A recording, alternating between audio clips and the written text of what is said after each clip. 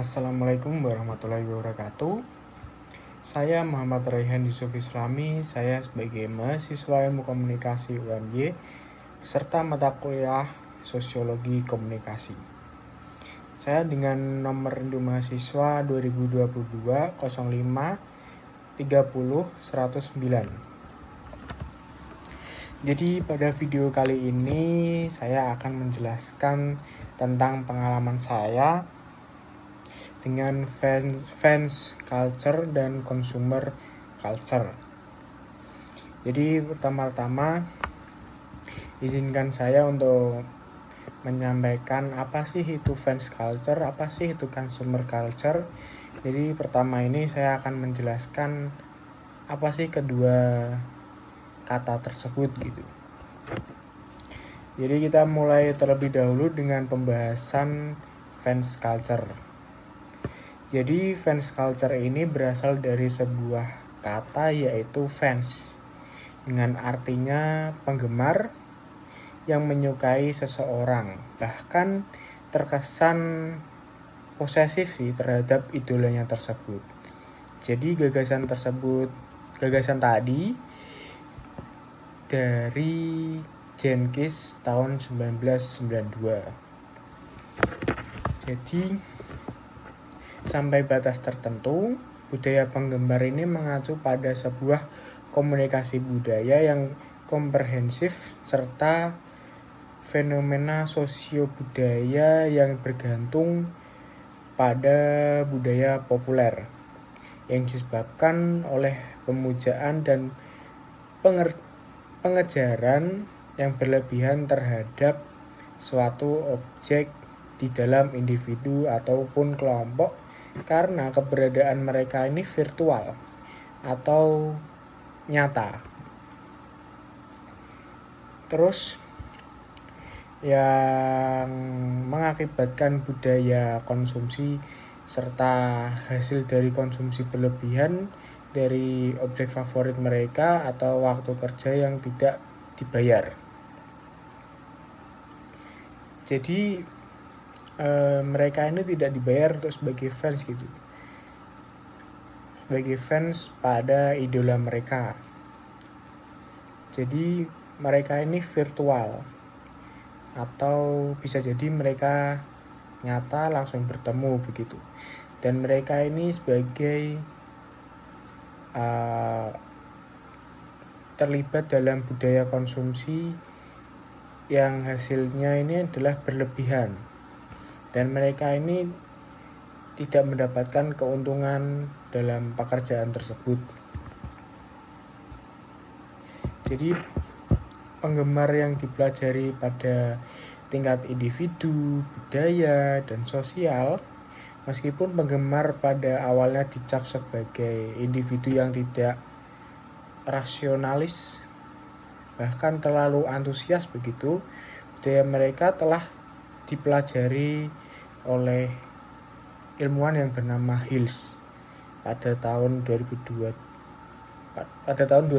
di buku HLM halaman 18-39 dan Jensen pada tahun 1992. Terus sekarang kita masuk ke dalam fandom.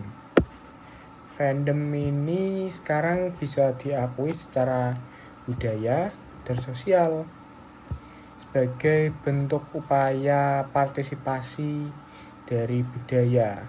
Nah, gagasan itu disebutkan oleh Jenkins pada tahun 1992, di mana penggemar melekatkan emosi pada objek fandom mereka dan makna budaya pada praktik penggemar. Dari tadi ngomongin fandom itu apa sih? Jadi fandom adalah sebuah istilah bahasa Inggris yang memiliki arti yaitu kegemaran atau disebut sebagai himpunan atau basis kelompok dari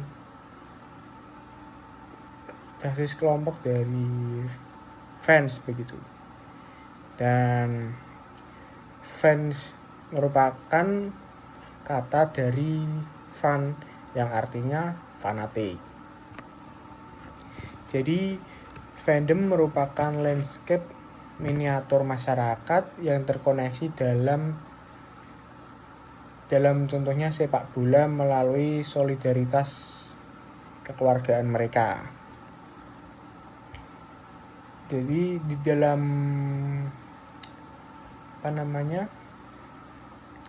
budaya sepak bola, fandom ini bisa terjadi karena mereka ini sebagai salah satu basis kelompok yang fanatik terhadap klubnya.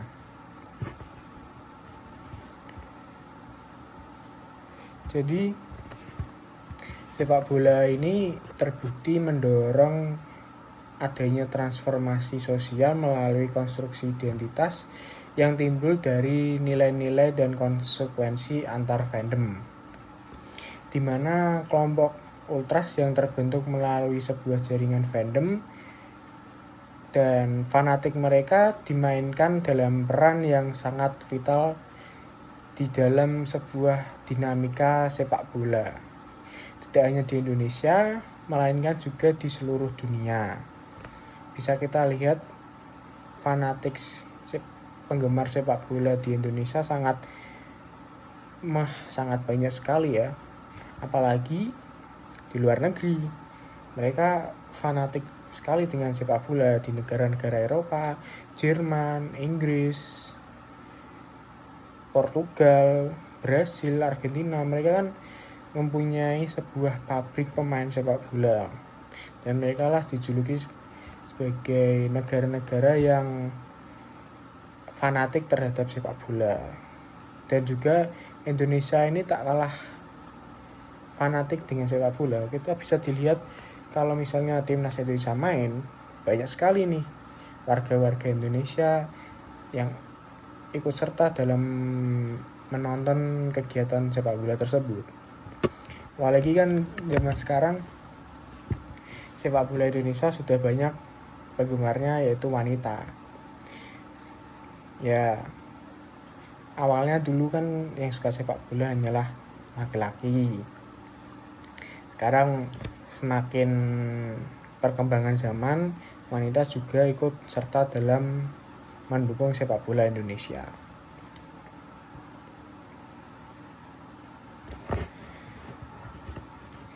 Jadi pengalaman saya sebagai pecinta sepak bola, kita spesifikin lagi pecinta sepak bola Indonesia, Liga Indonesia.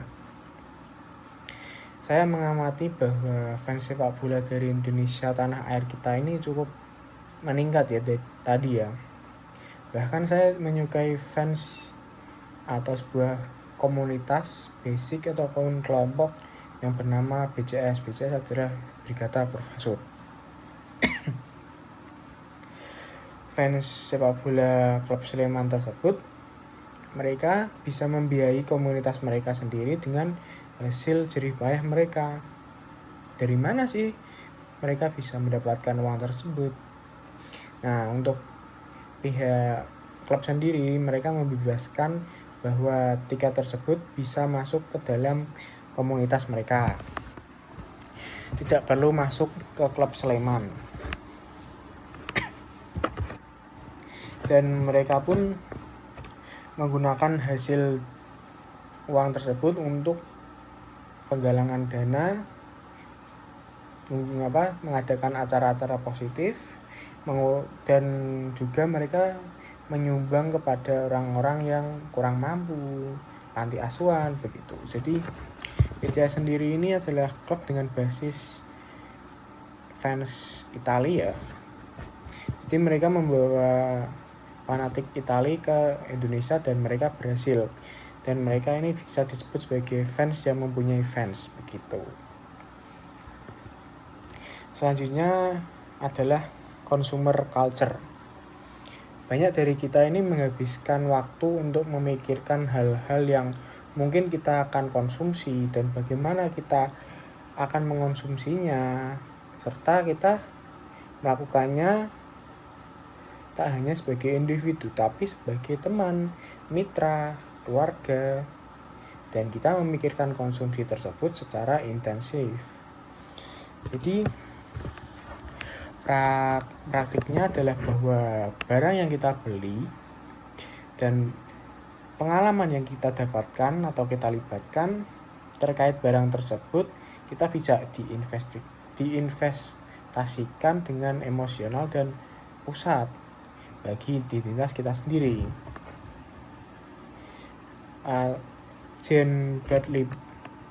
Jean Baudrillard dia mengatakan bahwa filsaf postmodern yang mencoba menganalisa mengenai consumer society dalam relasinya dengan sistem tanda. Dalam consumer society yang dikonsumsi bukanlah komoditas, melainkan mengkonsumsi tanda, dan tanda itu berupa pesan citra yang dikomunikasikan lewat iklan. Iklan di sini berfungsi sebagai sarana untuk mengkomunikasikan tanda kepada konsumen yang berupa iklan. Dan yang dikonsumsi oleh consumer society bukanlah kegunaan dari suatu produk, melainkan citra atau pesan yang ditawarkan oleh produk tersebut melalui iklan.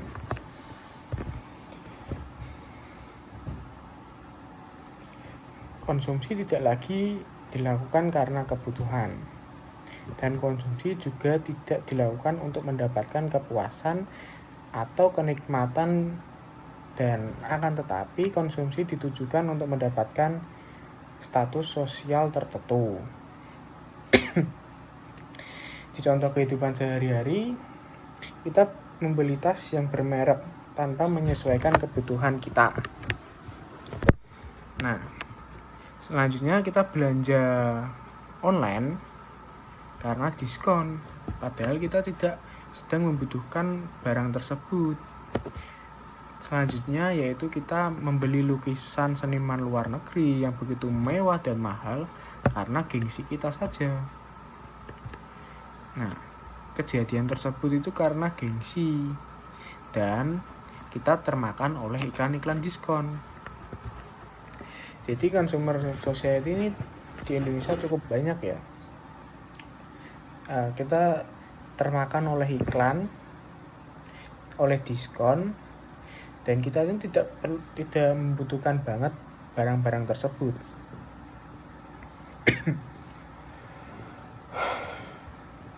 Jadi itu seperti yang saya sampaikan tadi, pembahasan tentang fans culture dan consumer culture. Kita bisa mengambil sisi positifnya dari materi tadi, dan untuk sisi negatifnya kita tinggalkan saja, karena yang negatif ini sangat buruk bagi kehidupan kita. Jadi jika selama saya menyampaikan materi tadi ada kesalahan kata maupun kurang enak di hati pemirsa, saya mohon maaf, karena kesempurnaan itu hanya milik Allah Subhanahu wa Ta'ala, bukan milik Rizky Febian. Karena kalau milik Rizky Febian kesempurnaan cinta. Jadi sekian dari saya. Saya mengucapkan terima kasih. Matur nuwun. Wassalamualaikum warahmatullahi wabarakatuh.